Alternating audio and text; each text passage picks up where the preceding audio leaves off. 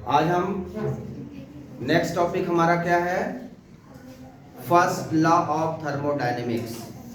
ठीक है ना। थर्मोडायनेमिक्स का सबसे इंपॉर्टेंट टॉपिक है फर्स्ट लॉ ऑफ थर्मोडायनेमिक्स। तो हेडिंग लगाएंगे हम लोग, first law of thermodynamics. First law of thermodynamics, ठीक है। First law of thermodynamics heading लगाएंगे।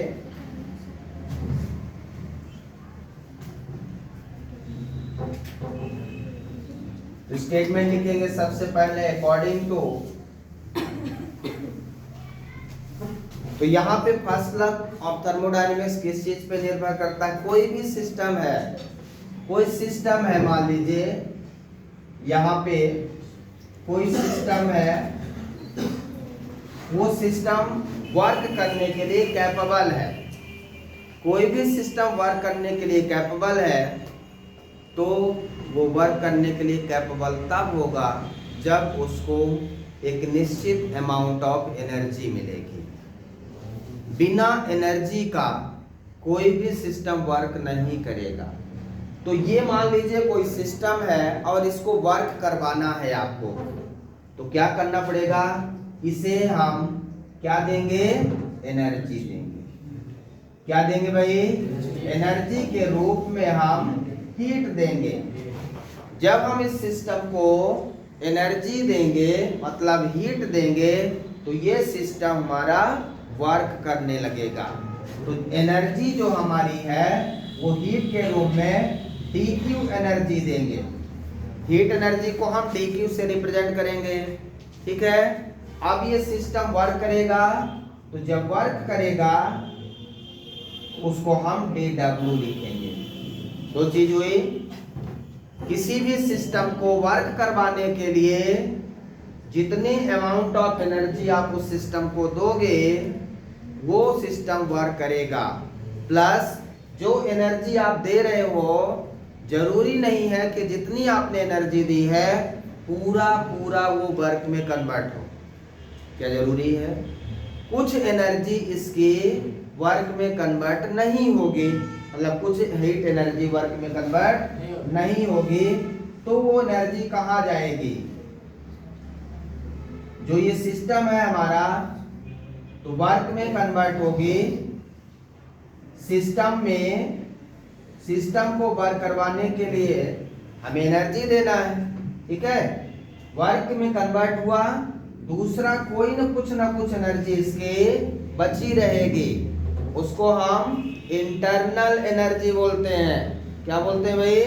Internal energy. ध्यान रखिएगा, ये फिजिक्स में भी है, केमिस्ट्री में भी है। एनर्जी को हम DU से डिनोट करेंगे, DU। हीट एनर्जी को हम dQ से, जो केमिस्ट्री में डेल्टा Q से डिनोट करते हैं। वर्क को हम dW से, केमिस्ट्री में डेल्टा W से, और इंटरनल एनर्जी डेल्टा U से। यहाँ DU है, बस इतना चेंज है। आप वो भी लिख सकते हैं, कोई दिक्कत नहीं है। फिजिक्स का थर्मोडायनेमिक्स केमिस्ट्री के थर्मोडायनेमिक्स से अलग है, ध्यान रखना है, साइन कन्वेंशन अलग है। तो जो भी एनर्जी हम दे रहे हैं सिस्टम को वर्क करवाने के लिए, मतलब हमारा क्या है? लॉ ऑफ थर्मोडायनेमिक्स में there are three terms, three variables. One is heat, second is work, third is internal energy. जो इंटरनल एनर्जी और वर्क है वो इन दोनों के सिस्टम में आ रहा है, मतलब वर्क करने पे वर्क करेगा और इंटरनल एनर्जी का जो सम होगा वो हीट एनर्जी के बराबर होगा। जो अमाउंट ऑफ वर्क डन, देखिए किसी सिस्टम को हमने एनर्जी दिया, अब वो सिस्टम उस एनर्जी को लेकर वर्क किया और कुछ एनर्जी नहीं ले पाया, मतलब कुछ एनर्जी जो वर्क में कन्वर्ट नहीं हो पाई, वही एनर्जी क्या हो गई? Internal energy. अब धीरे धीरे वो इंटरनल एनर्जी क्या होगी? यदि आप ये हीट एनर्जी देते रहोगे और इसकी एनर्जी जो वर्क कर रहा है सिस्टम, वो सिस्टम वर्क करता रहेगा लेकिन पूरी एनर्जी को यूज नहीं कर पाएगा, तो धीरे धीरे ये इंटरनल एनर्जी बढ़ती रहेगी। बढ़ेगी कि नहीं बढ़ेगी भाई? यदि पूरी यूज नहीं कर रहा, मैंने 10 जूल की एनर्जी दिया और वो 9 जूल वर्क किया, 1 जूल कहाँ गया? 1 जूल कहाँ गया? इंटरनल एनर्जी में चला गया। फिर हमने 10 जूल दिया, फिर 9 जूल का वर्क किया, फिर 1 जूल कहाँ गया? इंटरनल एनर्जी में गया। तो इस तरह से इंटरनल एनर्जी का क्या होगा? इंक्रीमेंट होगा। तो टोटल एनर्जी कितनी होगी? Work done plus internal energy. That is the first law of thermodynamics. First law of thermodynamics समझ में आया सभी को? फर्स्ट लॉ ऑफ थर्मोडायनेमिक्स बिल्कुल सिंपल है। जितना भी आप एनर्जी सिस्टम को देंगे, जो भी सिस्टम एनर्जी एब्जॉर्ब करेगा वो इक्वल टू होगा total amount of work done and internal energy के। तो आइए डेफिनेशन लिखें, स्टेटमेंट लिखें। समझ में आ गया सभी को? तो according to first law of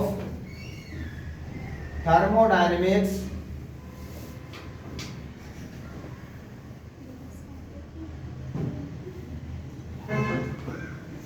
the total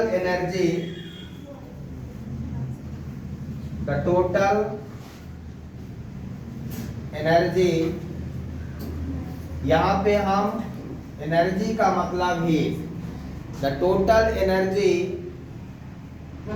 absorbed by the system,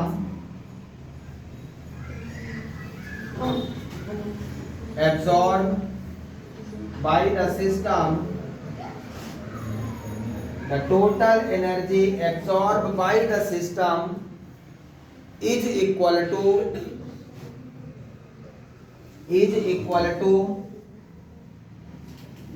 total energy absorbed by the system is equal to amount of work done is equal to sum of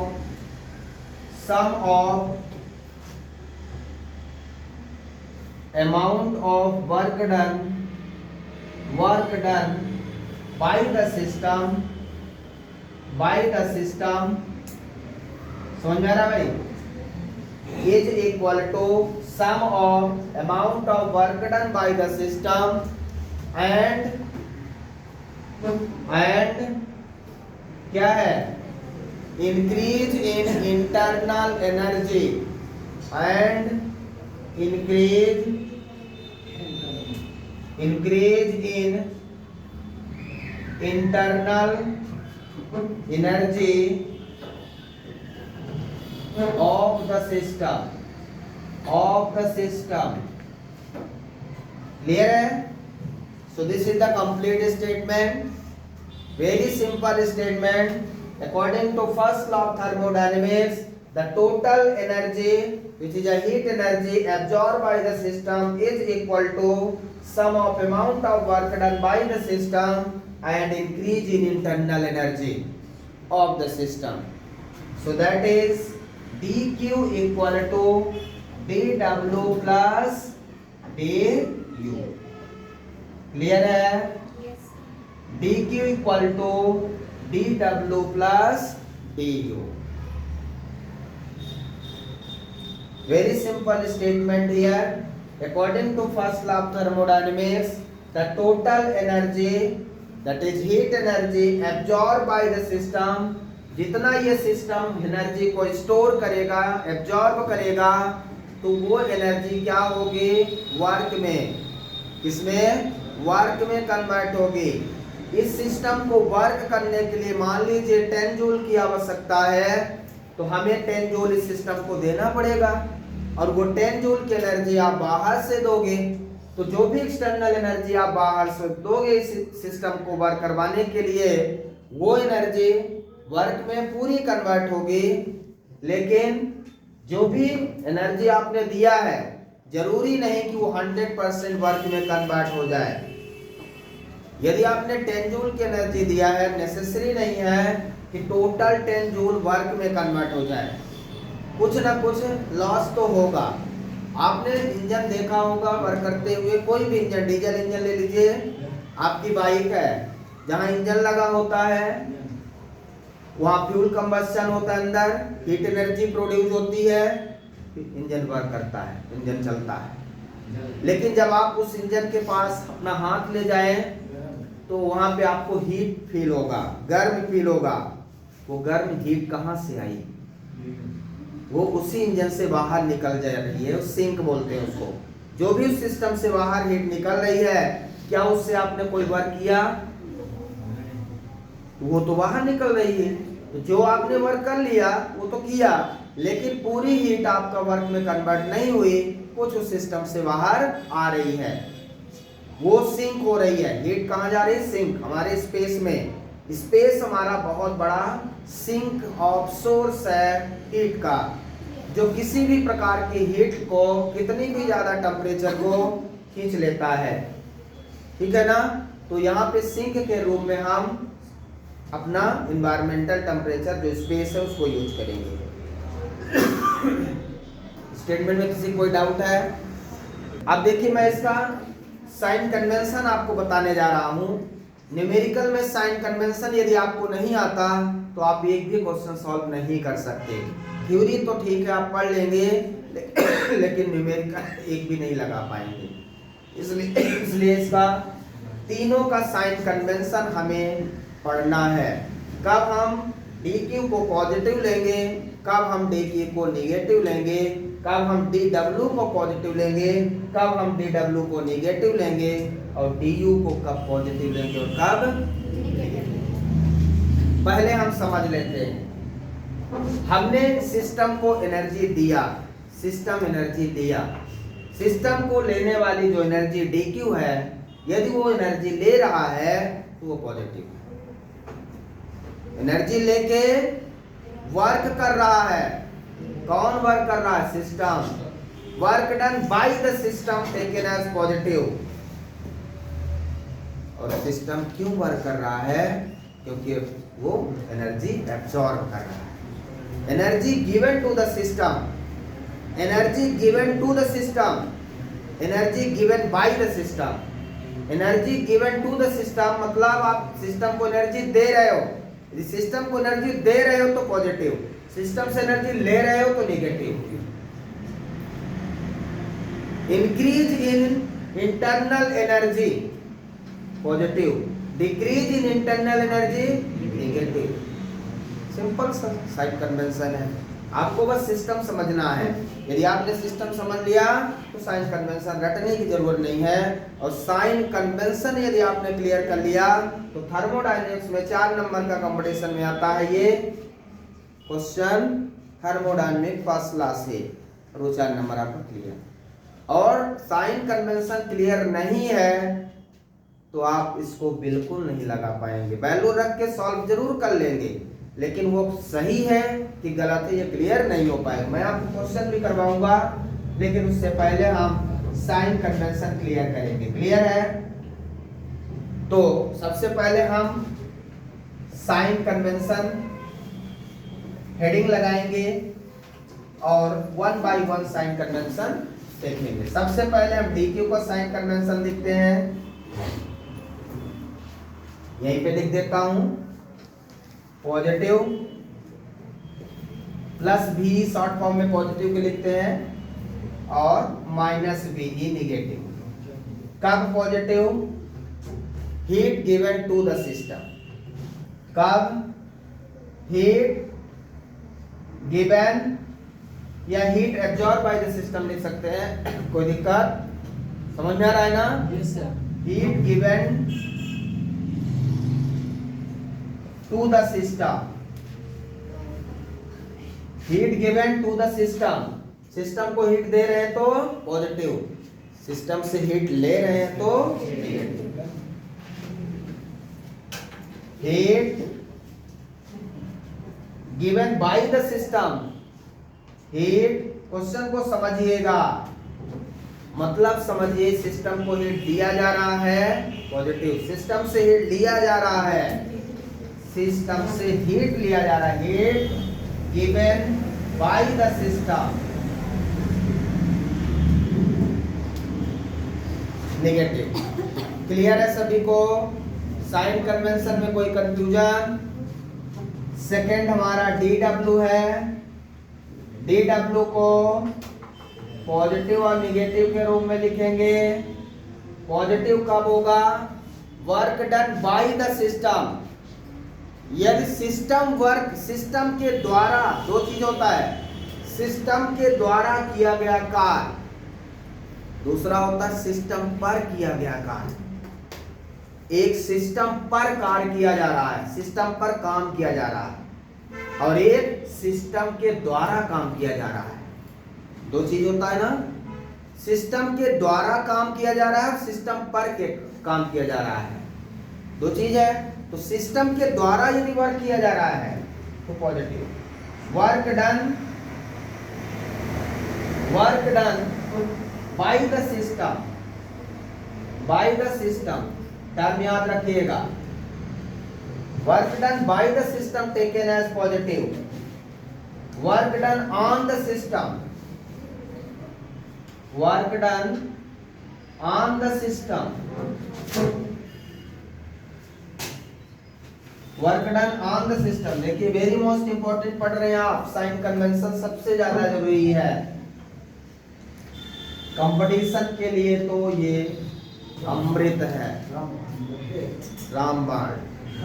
यदि ये नहीं आता तो फिर कुछ नहीं आता, इसलिए इसे ध्यान से पढ़िए। DU को हम बोलेंगे पॉजिटिव का इंक्रीज इन इंटरनल एनर्जी। क्या लिखेंगे? Increase in internal energy of the system, of the system. और नेगेटिव का मतलब है decrease in internal energy of the system. So there are very most important sign convention which are taken as positive or negative. So this is the DW, DQ and DU. क्या sign लेना है? Question पढ़ते समय हमें ध्यान रखना है कि क्वेश्चन में क्या लिखा है। क्वेश्चन में ये नहीं लिखा रहेगा कि आपको पॉजिटिव लेना है कि नेगेटिव। क्वेश्चन पढ़कर समझना है कि साइन क्या लेना है। जैसे आपने लाइट चैप्टर पढ़ा है, तो UVF distance of object, distance of image, focal length, कब पॉजिटिव लेना है कब नेगेटिव लेना है क्वेश्चन में नहीं लिखा रहता। तो हम ये देखते हैं कि कौन सा मिरर है और ऑब्जेक्ट किधर रखा है, इमेज किधर बन रहा और फोकल लेंथ, यही देख के हम लोग उसका साइन कन्वेंशन ले लेते हैं। उसी तरह से यहाँ सिस्टम वर्क कर रहा है, तो सिस्टम वर्क कर रहा है कि सिस्टम पे वर्क कर रहे हैं, इंटरनल एनर्जी बढ़ रही है कि घट रही है, और वर्क डन क्या हो रहा है, उसी हिसाब से यहाँ पे आपको साइन कन्वेंशन लेना है। यहाँ तक किसी को डाउट? तो इसके बाद देखिए हमने क्या बताया आपको, साइन कन्वेंशन। अब ये देखिए आइसोथर्मल के लिए, फॉर आइसोथर्मल प्रोसेस के लिए कैसे, यदि आपको आइसोथर्मल प्रोसेस पे वर्क डन निकालना हो तो कैसे निकालेंगे? टेम्परेचर कांस्टेंट है, कैसे फर्स्ट लॉ ऑफ थर्मोडायनेमिक्स लगाएंगे? आइसोथर्मल प्रोसेस का मतलब है टेम्परेचर हमारा कांस्टेंट है। टेम्परेचर क्या भैया? कांस्टेंट है। अब टेम्परेचर कांस्टेंट है तो यहाँ पे जो हमारी इंटरनल एनर्जी है वो कांस्टेंट होगी।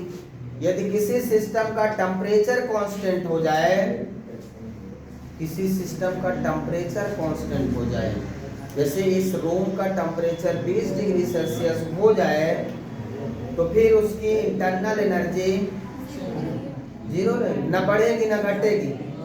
समझ रहे? न बढ़ेगी न घटेगी, क्योंकि हीट अब बढ़ नहीं सकती। हीट यदि बढ़ा मतलब इंटरनल एनर्जी बढ़ी तो टेम्परेचर बढ़ जाएगा। तो du इक्वल टू 0 का मतलब, इसको इंटीग्रेट करें तो du का इंटीग्रेशन ऑफ 0, du का integration of 0 which is constant. तो इंटरनल एनर्जी क्या मिल गई आपको? कांस्टेंट। अब यदि हम फर्स्ट लॉ थर्मोडायनेमिक्स यूज करें, from first law of thermodynamics, क्या होगा? हमने फार्मूला लिखा dk equal to dw plus du, du हमारा 0 हो जाएगा, तो dk इक्वल टू क्या होगा इस केस में? dw। इसका मतलब क्या है? जितनी अमाउंट ऑफ हीट मैंने सिस्टम को दी है वो सिस्टम पूरा का पूरा वर्क डन में कन्वर्ट हो जाएगा, क्योंकि कोई इंटरनल एनर्जी तो बढ़ेगी नहीं ना घटेगी। इसका मतलब total heat given by the system is total amount of work done. जो भी हीट दी जाएगी सिस्टम को वो किस में कन्वर्ट हो जाएगी? पूरी की पूरी वर्क डन में। प्रैक्टिकली पॉसिबल नहीं है, ये प्रैक्टिकली पॉसिबल नहीं है। अभी नहीं जाना, तो दूसरा हाँ चलिए। Second adiabatic process. सेकेंड क्या है? For adiabatic. एडियाबैटिक प्रोसेस में क्या होता है? हीट कांस्टेंट होती है। क्या कांस्टेंट होती भैया? हीट कांस्टेंट होती। नाम सुना आपने? एडियाबैटिक प्रोसेस में क्या कांस्टेंट होता है? इसका मतलब dq इक्वल टू 0 होगा। क्या होगा? dq equal to 0। अब ये क्या होगा? dq इक्वल टू 0 का मतलब q equal to constant. q क्या है? हमारा हीट है। अब फर्स्ट लॉ थर्मोडायनेमिक्स में क्या लिखेंगे? यदि हम बात करें फर्स्ट लॉ थर्मोडायनेमिक्स, dq 0 हो गया तो 0 equal to dw plus du, तो dw equal to minus du, dw equal to कितना आ जाएगा? माइनस du आ जाएगा। यहां पर लिखिए, तो ये हो गया किसका? dw equal to minus du। मतलब जो भी अमाउंट ऑफ वर्क डन है डिक्रीज इन इंटरनल एनर्जी, मतलब वो जो इंटरनल एनर्जी है उसका आपने वर्क डन में कन्वर्ट कर दिया। आपने हीट तो दिया नहीं, dq 0 कर दिया, तो जो इंटरनल एनर्जी बची थी सिस्टम के अंदर वही वर्क में कन्वर्ट कर लिया, तो इंटरनल एनर्जी घट जाएगी। कुछ देर में इंटरनल एनर्जी बढ़ जाएगी, उसी इंटरनल एनर्जी का आपने वर्क में कन्वर्ट कर लिया, एनर्जी देना बंद कर दिया सिस्टम में। तो ये हो गया आपका प्रोसेस। तीसरा प्रोसेस है आइसोकोरिक।